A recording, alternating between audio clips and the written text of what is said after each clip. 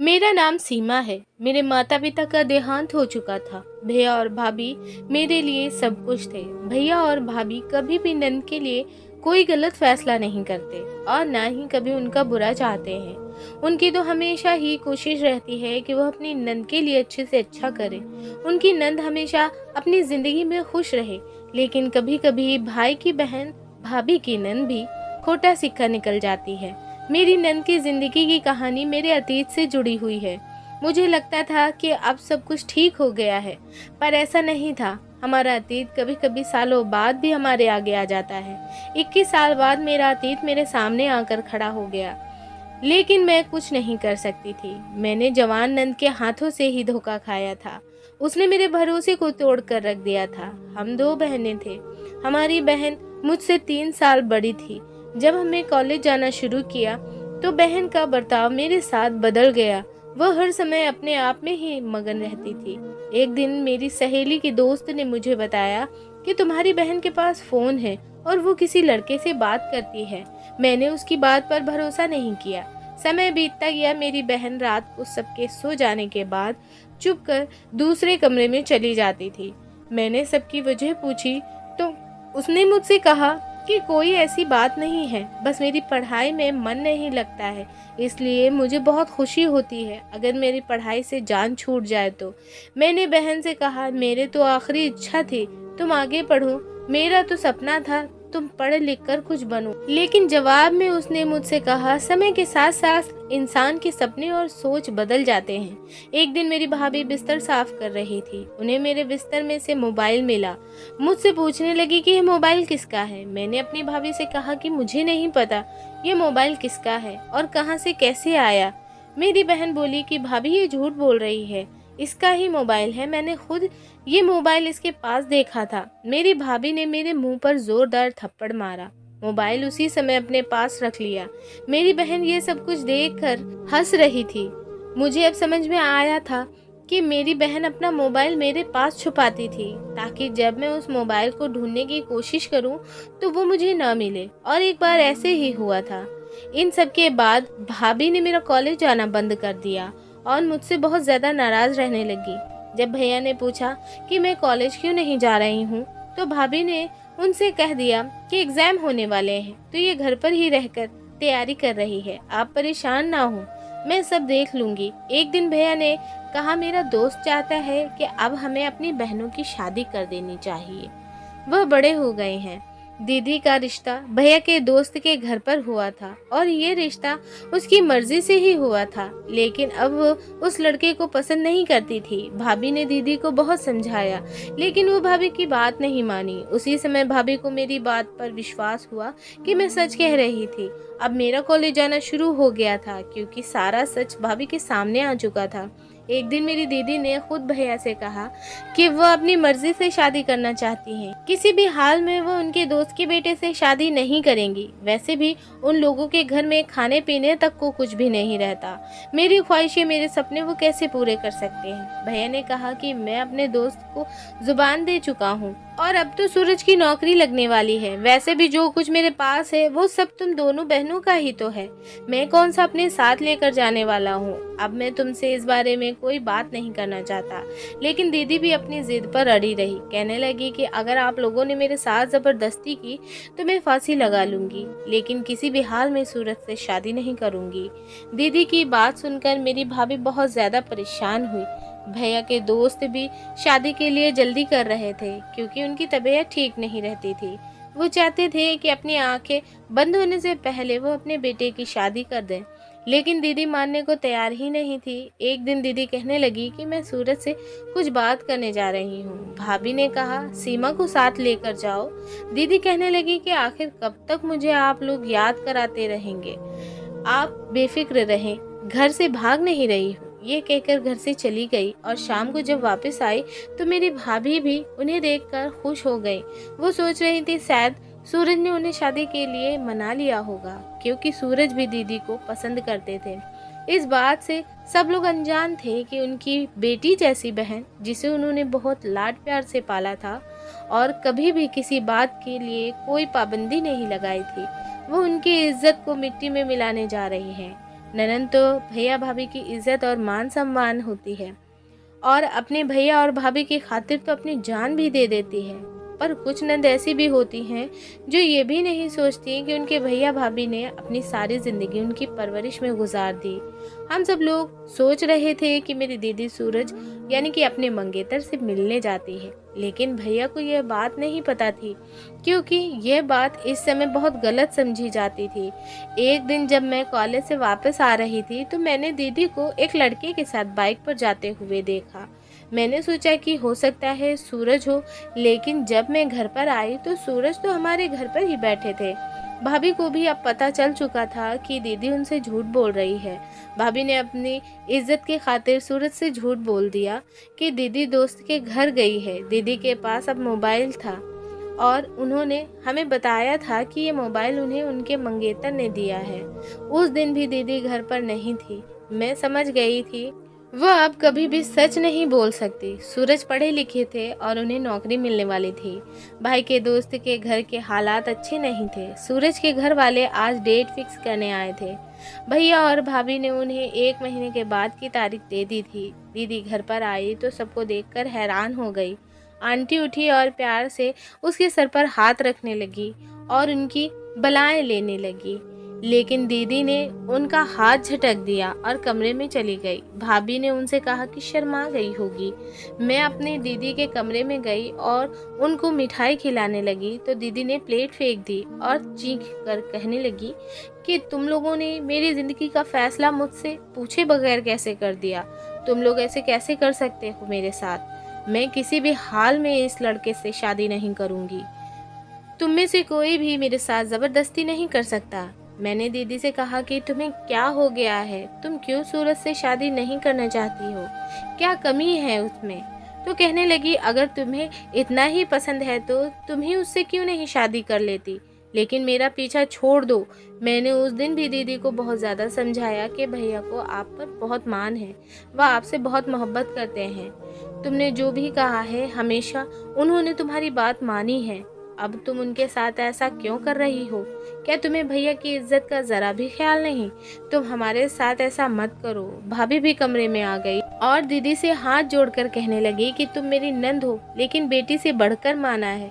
बेटी कुछ तो हमारी इज्जत का ख्याल करो और ये शादी कर लो। लेकिन उन्होंने किसी की नहीं सुनी और कमरे से चली गई और भैया के पास गई और भैया से कहा कि सीमा की शादी सूरज से कर दे, मुझे उससे शादी नहीं करनी, मैं तो अपने पसंद के लड़के से ही शादी करूंगी। भैया ने गुस्से में उन्हें थप्पड़ मार दिया। भैया की तबीयत भी खराब हो रही थी। भाभी ने भैया को समझाया कि आप फिक्र ना करें, अभी नादान है, जब शादी हो जाएगी तो सब कुछ ठीक हो जाएगा। इस उम्र में तो बच्चों से गलतियां हो ही जाती हैं, हमारा फर्ज है कि हम उन्हें समझाएं और उनका साथ दें। भैया ने कहा कि मुझे लग रहा है ये मेरी इज्जत को मिट्टी में मिलाकर ही रहेगी, लेकिन तुम भी इसे साफ साफ कह दो, अगर इसने ऐसा कुछ भी किया तो मैं जिंदगी भर इसे माफ़ नहीं करूँगा। अगर इसे अपनी मर्जी से शादी करनी है तो मेरी एक शर्त है, इससे कहो कि उस लड़के को यहाँ बुलाए, मैं उसी दिन उसकी शादी उस लड़के से करके इसे विदा कर दूंगा। इसके बाद हमारा इससे कोई रिश्ता नहीं रहेगा और ना ही ये मेरे घर में वापस आएगी। तुम भी इसे भूल जाना और सिर्फ इतना याद रखना कि हमारी एक ही बहन है।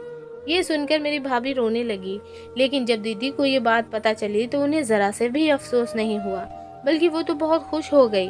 कहने लगी कि बस एक बार मेरी शादी हो जाए, फिर मैं भैया को खुद मना लूँगी। वो मुझसे बहुत प्यार करते हैं, मान जाएंगे। अब तो दीदी के पैर ज़मीन पर नहीं थे, वह तो आसमानों में उड़ रही थी। जब दीदी ने उस लड़के को बुलाने के लिए कॉल की तो उसने फ़ोन नहीं उठाया। भैया अब बहुत ज़्यादा परेशान थे कि वो अपने दोस्त से क्या कहेंगे। शादी के दिन भी पास आ रहे थे और लड़का भी दीदी का फोन नहीं उठा रहा था। दीदी अब टेंशन में बीमार रहने लगी और इसी बीच सूरज को भी सब कुछ पता चल गया था। सूरज इस बारे में दीदी से बात करने आया था। दीदी ने उन्हें बहुत ज्यादा बेइज्जत किया, कहने लगी कि तुम्हारी हैसियत क्या है जो तुम मुझसे शादी करना चाहते हो। सूरज जो दीदी का मंगेतर था तुमसे शादी करने के लिए कहा गया था, तुमने मना क्यों नहीं किया? अगर तुम्हें मुझसे शादी नहीं करनी थी तो तुम मुझे उस समय इनकार कर देती। मैं कभी भी तुमसे शादी नहीं करता, कोई रिश्ता नहीं रखता, पर अब शादी की डेट फिक्स हो चुकी है। सब तैयारियां पूरी हो चुकी हैं। अब मैं किसी भी हाल में पीछे नहीं हट सकता। अब बात मेरी इज्जत पर आ चुकी है। दीदी ने कहा तुम्हें जो करना है वो कर लो, लेकिन मैं कभी भी तुमसे शादी नहीं करूंगी। वो लड़का अभी तक दीदी का फोन नहीं उठा रहा था। दीदी उस लड़के के घर भी गई जहां वह रहता था, लेकिन उसका कुछ पता नहीं चल सका। उसके पड़ोसी ने भी उसके बारे में कुछ नहीं बताया और तब मजबूर होकर दीदी को भैया का फैसला मानना पड़ा। भैया ने उन्हें 10 दिन का समय दिया था। कहा था कि अगर वो सबके साथ तुम्हारा रिश्ता मांगने आया तो मैं तुम्हें उसके साथ विदा कर दूंगा, अगर नहीं आया तो तुम्हें मेरी बात माननी पड़ेगी। पर वह नहीं आया और ना ही उसने दीदी का फोन उठाया। अब घर में शादी की शहनाइयां बजने लगी। सब मेहमान आने शुरू हो गए थे। दीदी का रो रो कर बुरा हाल था। भाभी और भैया ने उन्हें बहुत समझाया कि भैया और भाभी कभी भी अपनी बहन या नंद के लिए कोई गलत फैसला नहीं करते। भैया भाभी तो हमेशा अपने बहन को खुश देखना चाहते हैं। सूरज एक बहुत अच्छा लड़का है और वो तुम्हें बहुत खुश रखेगा। अगर जिससे तुम मोहब्बत करती हो वो लड़का सच्चा होता तो जिस दिन उसे तुम्हारे रिश्ते के बारे में पता चला था उसी दिन वो मुझसे बात करने के लिए आता। उसे सिर्फ तुमसे दिल लगी करनी थी। वो धोखेबाज था, लेकिन दीदी तो उसकी मोहब्बत में अंधी हो चुकी थी। वो सिर्फ अपना ही सोच रही थी। दीदी तो वैसे भी शुरू से ही बस अपना ही सोचा करती थी। उनकी वजह से क्या कुछ हो जाएगा किसी को भी खबर नहीं थी। दीदी की शादी से कुछ दिन पहले मेरे लिए एक रिश्ता आया था। भैया भी बहुत खुश थे। भैया ने मेरा रिश्ता तय कर दिया था। ये रिश्ता भाभी के घर से कोई लाया था। ये सब कुछ बहुत अचानक ही हुआ था। भाभी ने कहा कि वो उन लोगों को जानती है और वो बहुत अच्छे लोग हैं, वही मेरे लिए रिश्ता लेकर गई थी। मैंने तो सोचा भी नहीं था कि इतनी जल्दी मेरा रिश्ता हो जाएगा। भाभी ने बताया कि वो काफी दिनों से तुम्हारा रिश्ता मांग रहे थे।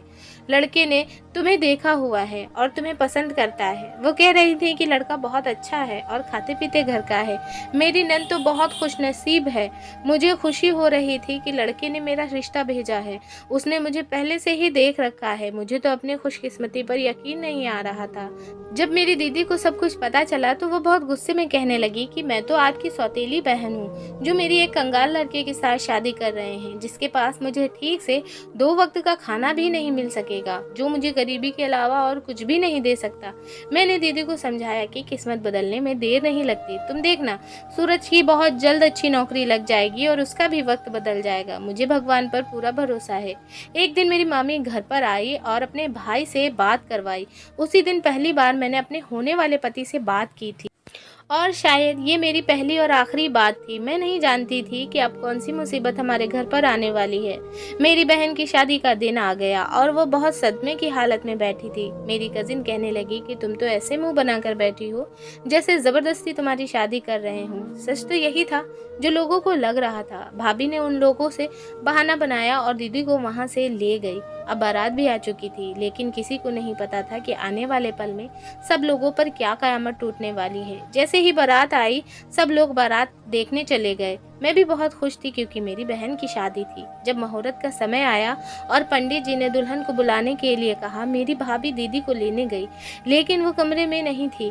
वह वहां से भाग चुकी थी। जाते हुए एक लेटर छोड़कर गई थी। उस लेटर में लिखा था, आप लोग मुझे शादी के लिए मजबूर नहीं कर सकते। मैं आप लोगों के लिए अपनी खुशियों को नहीं छोड़ सकती, इसलिए मैं ये घर छोड़कर जा रही हूँ। ये सुनते ही भैया की हालत बहुत ज़्यादा ख़राब हो गई। भैया के दोस्त को और उनकी फैमिली को भी सब कुछ पता चल चुका था।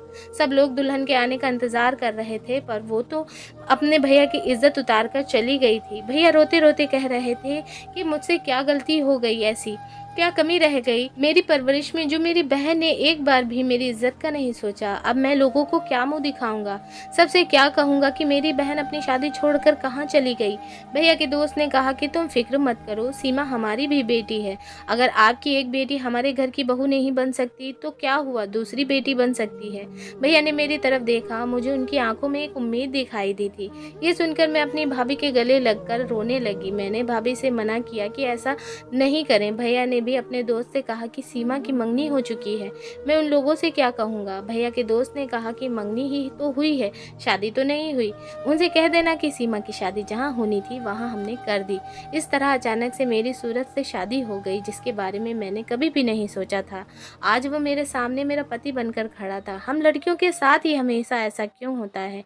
क्यों हमें हमेशा कुर्बानी देनी पड़ती है? क्या भैया और भाभी अपनी इज्जत की खातिर अपनी दूसरी बहन के सपनों को तोड़ कर रख देते हैं? मेरी बहन के किए की सज़ा मुझे मिली और वो खुद न जाने कहाँ चली गई। किसी ने भी उसकी खबर नहीं ली थी। भैया ने कह दिया था कि वो आज से हमारे लिए मर चुकी है। मेरा और इस घर से किसी भी इंसान का उस लड़की से अब कोई रिश्ता नहीं रह गया है। मैं अपने भैया और भाभी की दुआओं के साथ विदा होकर अपने ससुराल चली गई, लेकिन अभी मेरा इम्तिहान ख़त्म नहीं हुआ था। अभी उन्हीं लोगों का इम्तिहान बार बार लेती है जो पहले से बिखरे होते हैं। भाभी ने मुझे समझाया था कि सब कुछ भूलकर अब तुम्हें इस रिश्ते को निभाना होगा, क्योंकि अब से वही तुम्हारा घर है। लेकिन एक लड़की का कभी अपना घर नहीं होता, वो तो हमेशा एक जगह से दूसरी जगह जाती रहती है। सारी उम्र माँ बाप के घर पर यही बात सुनने को मिलती है कि पराया धन है, कल को तुम्हें अपने घर पर जाना है। और जब शादी हुई तो सास कह रही थी कि ये घर तुम्हारा अपना नहीं है, क्योंकि मेरे बेटे ने तुमसे मजबूरी में शादी की है। ये सब बातें मुझसे मेरी सास कह रही थी। मेरा पति जो पहले से मेरी बहन का मंगेतर था और उससे मोहब्बत करता था, उस दिन बहुत ज़्यादा रो रहा था। उसे मेरी बहन का धोखा बर्दाश्त नहीं हो रहा कि जब दीदी ने बार बार शादी के लिए मना किया था तब ये लोग रुक जाते। अब तो मेरे पति ने भी साफ साफ कह दिया था कि वो मुझे अपनी पत्नी के रूप में स्वीकार नहीं कर सकता, क्योंकि मजबूरी में बनाए गए रिश्ते कभी कामयाब नहीं होते हैं। भी इन सब से निकलने के लिए थोड़ा समय चाहिए था। जब मैं अपने मायके जाती तो भाभी मुझे समझाने लगती। भैया भी मुझसे अब और ज़्यादा मोहब्बत करने लगे थे, क्योंकि मैंने भैया की इज्जत बचाई थी। भैया ने मुझसे कहा कि जो लड़कियां अपने पति का दिल जीतना जानती हैं वो कभी भी हार नहीं मानती। तुम भी अपने पति के दिल में अपनी जगह बनाने की कोशिश करो। जब तुम उसका दिल जीत लोगी तो वो अपना जीत भूल जाएगा। मैं जानता हूँ मैंने तुम्हारे साथ सही नहीं किया। सूरज मेरे दोस्त का बेटा है और मैं उसको बहुत अच्छे से जानता हूँ। वो बहुत शरीफ लड़का है। अभी वो सदमे में है, उसके दिल को चोट पहुंची है। तुम देखना एक समय आएगा कि तुम मुझसे खुद आकर कहोगी कि भैया आपने मेरे लिए अच्छा फैसला किया था। मैं भैया के गले लगकर रोने लगी। मैं इसी कोशिश में लगी रहती कि अपने पति का और अपने ससुराल वालों का दिल जीत सकूं। मेरे ससुर तो बहुत अच्छे थे और मुझसे बहुत प्यार भी करते थे, लेकिन मेरी सास और मेरी नंद मुझे पसंद नहीं करती थी। ऐसा नहीं था कि मैं अपनी बहन से ज़्यादा खूबसूरत नहीं थी, बस उन लोगों का गुस्सा था जो मेरी बहन ने उन लोगों के साथ किया था। अब वह अपना गुस्सा मुझ पर निकालते थे। अब मेरे पति को नौकरी मिल गई थी और कंपनी की तरफ से घर और गाड़ी भी थी, तो मेरे ससुर ने कहा कि सीमा के कदम हमारे घर के लिए बहुत शुभ हैं। लेकिन सब लोगों ने यह बात हवा में उड़ा दी थी, पर मुझे इस बात का कोई अफसोस नहीं था। हर इंसान को उसके नसीब का मिलता है। समय ऐसे ही निकलता जा रहा था। मैं बहुत कोशिश करती थी कि मैं अपने पति के दिल में अपने लिए जगह बना सकूं, लेकिन जब भी मैं उनका दिल जीतने की कोशिश करती तो वो मुझे दुत्कार दिया करते थे। मुझसे कहते कि मैं कुछ भी कर लूँ, लेकिन उनके दिल में कभी भी जगह नहीं बना सकती। उन्होंने मुझसे कहा कि वो मौका देख रहे हैं, मौका मिलते ही वो मेरे भैया से बात करेंगे और मुझे छोड़ देंगे। कुछ दिनों बाद भाभी की कॉल आई। खबर मिली कि भैया का देहांत हो गया है। मुझे अपने कानों पर यकीन नहीं आया और मैं चक्कर आकर वहीं पर बैठ गई। मेरे ससुर ने मुझसे कहा कि बेटी अपने आप को संभालो, अभी तुम्हें अपनी भाभी को भी संभालना है। मैं अपने मायके गई तो मेरे भैया की लाश वहीं पड़ी थी और लोग बातें कर रहे थे। कह रहे थे कि जवान बहन घर से भाग गई, भाई बेचारा कब तक ये बेइज्जती बर्दाश्त करता, और भी पता नहीं क्या कुछ बोल रहे थे वो लोग। भाभी की हालत भी बहुत ज़्यादा ख़राब थी। अब भाभी का ख्याल रखने वाला कोई नहीं था, इसलिए मेरे ससुर ने कहा कि मैं उन्हें अपने साथ अपने घर पर लेकर आ जाऊं ताकि मैं उनका ख्याल रख सकूं। मेरी भाभी मेरे ससुराल में मेरे साथ नहीं रहना चाहती थी, लेकिन भाभी की ऐसी हालत नहीं थी कि वह घर पर अकेली रह सके। मेरी शादी को 5 महीने हो चुके थे। मेरे नंबर पर किसी अनजान आदमी की कॉल आई और कुछ फोटोग्राफ्स जिसको किसी लड़के के साथ एडिट किया गया था वो मुझे भेजी गई। मैं ये देखकर बहुत हैरान रह गई कि मेरी ये फ़ोटो उस लड़के के पास कैसे आ गई। अब वो मुझे फ़ोन करके ब्लैकमेल कर रहा था और कुछ दिनों बाद मुझे पता चला कि ये वही लड़का था जिसे मेरी मंगनी हुई थी। मैं भगवान का शुक्र अदा कर रही थी कि इस फ्रॉड लड़के से उसने मुझे बचा लिया, लेकिन मुझे डर लग रहा था कि कहीं ये सब कुछ मेरे पति को ना पता चल जाए, इसलिए मैं अपना फ़ोन बंद रखती थी। अब वह मेरे पति के नंबर पर कॉल करने लगा था। मेरे पति का बर्ताव भी मेरे साथ अच्छा होने लगा था, लेकिन मैं हमेशा इसी डर में रहती थी कि कहीं वो लड़का ये फ़ोटो मेरे पति को ना सेंड कर दे और वो मुझे छोड़ ना दे। एक दिन मेरे पति के पास किसी की कॉल आई और वो अपना सर पकड़कर वहीं पर बैठ गए। मैंने उनसे पूछा कि क्या हुआ, तो वो कहने लगे कि तुम्हें एक बात बतानी थी, लेकिन तुम्हारे भैया के देहांत की वजह से मैं तुमसे बात नहीं कर पाया। मैंने कहा ऐसा क्या बात है, बताइए मुझे। उन्होंने मुझे बताया कि जिससे तुम्हारी मंगनी हुई थी वो वही आदमी था जिसे तुम्हारी बहन शादी करना चाहती थी और उसके साथ घर छोड़कर भाग गई थी, लेकिन वो लड़का अच्छा नहीं है। जब तुम्हारी बहन की शादी की तारीख तय हुई थी तो उसने तुम्हारे लिए रिश्ता भेजा था, क्योंकि उसके पास तुम्हारे बहुत सारे फ़ोटो थे और वो तुम्हारी बहन ने ही उसे दिए थे। तुम्हारे नाम से ही उसे उस लड़के से बात करनी शुरू की थी, लेकिन कुछ दिनों बाद उसने उस लड़के को सब कुछ बता दिया था। उस लड़के ने कहा कि मुझे फ़र्क नहीं पड़ता कि तुम कौन हो, मैं सिर्फ तुमसे प्यार करता हूँ, और उसने ये सब कुछ तुम्हारे भैया की जायदाद के लिए किया था। पहले उसने सब कुछ पता कर लिया था कि तुम्हारे भैया के पास कितनी ज़मीन जायदाद है, लेकिन तुम्हारी बहन यही समझती थी कि वह उससे सच्ची मोहब्बत करता है, इसलिए जो वो लड़का कहता था वो वही करती थी। और उसी के कहने से शादी वाले दिन वो घर से भाग गई। जब उसने तुम्हारी बहन से जायदाद की बात की तो उसे पता चला कि सब कुछ सीमा के नाम पर है, क्योंकि तुम्हारे भैया ने पहले ही सब कुछ तुम्हारे नाम पर कर दिया था। उसका प्लान था दोनों बहनों को बर्बाद करने का। उसने सोच रखा था एक से शादी करूंगा और दूसरी को भी अपनी मीठी मीठी बातों में फंसा कर रखूंगा, इस तरह से तुम्हारे भैया की लाखों की जायदाद उसे मिल जाएगी। लेकिन उसका सारा प्लान फेल हो गया, तो उस लड़के ने तुम्हें तुम्हारे फोटो से ब्लैकमेल करना शुरू कर दिया और घर पर भी तुम्हारे फोटो एडिट करके सबको दिखा दी। मुझे लग रहा था शायद तुम भी अपनी बहन की तरह धोखेबाज हो, पर जब वह तुम्हारे नंबर पर कॉल करता तो तुम घबरा कर फोन काट देती या फोन बंद कर देती थी। मैं ये सब कुछ नोटिस कर रहा था। फिर एक दिन मैंने तुम्हारे मोबाइल से वो नंबर लिया और अपने दोस्त से उस नंबर की इन्फॉर्मेशन निकलवाई। फिर मैं उस नंबर से उस लड़के तक पहुंच गया। जिस दिन तुम्हारे भैया की डेथ हुई थी उसके अगले ही दिन तुम्हारी बहन का मेरे पास फ़ोन आया था और वह मुझसे अपने किए की माफ़ी मांग रही थी। उसने मुझे बताया कि लड़के ने उसे धोखा दिया है। वह कहता है कि अपने भाई से पैसे लेकर आओ, लेकिन सब कुछ तो सीमा के नाम पर है, मैं कहाँ से ला कर दूँ। तो उस लड़के ने उसे धक्के मारकर अपने घर से निकाल दिया और मुझसे शादी भी नहीं की। तुम्हारी बहन घर आना चाहती थी और वो लड़का जेल में है, पहले से ही शादीशुदा था और उसके बच्चे भी थे। उसकी पत्नी ने उसके ऊपर केस कर दिया। उसकी पत्नी ने ही मुझे सब कुछ बताया। मैंने अपने पति से कहा कि आपने मुझसे एक बार भी नहीं पूछा कि वह लड़का मेरे बारे में यह सब सच कह रहा है या झूठ। मेरे पति ने कहा तुम्हारे भैया ने एक बार मुझसे कहा था कभी भी मेरी बहन पर शक मत करना, इसलिए नहीं कि वो मेरी बहन है, बल्कि इस वजह से कि उसने अपने भाई की इज्जत बचाई है। अब वह तुम्हारे घर की इज्जत है। तुम भी अपना अतीत भूलकर सीमा को अपना लो, क्योंकि जो बहन अपने भाई की इज्जत के खातिर सिर झुका देती है वो बहुत पाक दामन और मोहब्बत करने वाली होती है। वो कभी भी तुम्हारा भरोसा नहीं तोड़ेगी। मेरे पति मुझसे माफ़ी मांगने लगे और मैं सोच रही थी मेरे भैया ने मुझसे सही कहा था कि सूरज बहुत अच्छे हैं, उसके साथ बहुत खुश रहूंगी। उसने मेरे कहे बगैर ही सब कुछ संभाल लिया, वरना पता नहीं क्या हो जाता। मेरी बहन एक दिन घर आई और सबसे माफ़ी मांगने लगी, लेकिन किसी ने भी उसे माफ़ नहीं किया। दर की ठोकरें खा रही थी। मेरी शादी को 3 साल हो गए थे और मैं प्रेग्नेंट थी। अब मेरी सास का बर्ताव भी मेरे साथ अच्छा हो गया था, मेरा बहुत ख्याल रखती थी। मैंने भी सब कुछ भूल कर एक नई जिंदगी की शुरुआत की थी। कुछ दिनों बाद मेरे घर में एक प्यारी सी बेटी ने जन्म लिया था। मेरा पति बहुत खुश था। ऐसे ही वक्त गुजरता गया। मेरे बच्चे स्कूल से कॉलेज जाने लगे।